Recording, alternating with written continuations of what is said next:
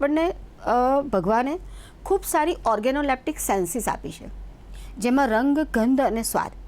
સૌથી પહેલું જ્યારે તમને કોઈ પણ ફૂડમાં ખબર પડે કે આમાંથી મને કોઈ રોટન સ્મેલ આવી રહી છે, અથવા તમે કોઈક ડબ્બામાં, કોઈ પેક ડબ્બામાં વસ્તુ ખરીદી છે, તો એ ડબ્બાનો શેપ બદલાઈ ગયો છે, અથવા તો તમને એની ઉપર કંઈક પરત લાગી ગઈ છે. આપણે બહુ સિમ્પલ, આપણે ઘરની અંદર જોઈએ તો રોટલી પેલા એના રોટલીના ડબ્બામાં મૂકેલી હોય અને સવારે રોટલી બનાવેલી, બીજે દિવસે કોઈ જોવાનું ભૂલી ગયા, બીજે દિવસે જુઓ તો આખી રોટલી પર ફંગસનું પેલું રૂ જેવું પેલું એ બની જાય છે.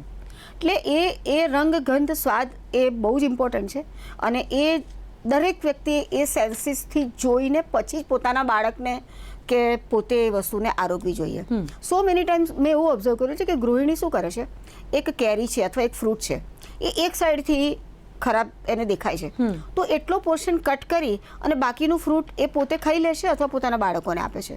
હવે એમને ખબર નથી કે જે ખરાબ ભાગ દેખાય છે એ તો કમ્પ્લીટલી ગયો છે, પણ છતાં એના બેક્ટેરિયા કે એના પેથોજન્સ કે ઈ કોલાઈ કે સાલ્મોનેલા એ ફ્રૂટના બાકીના પોર્શનમાં પણ ગયા જ હોય છે.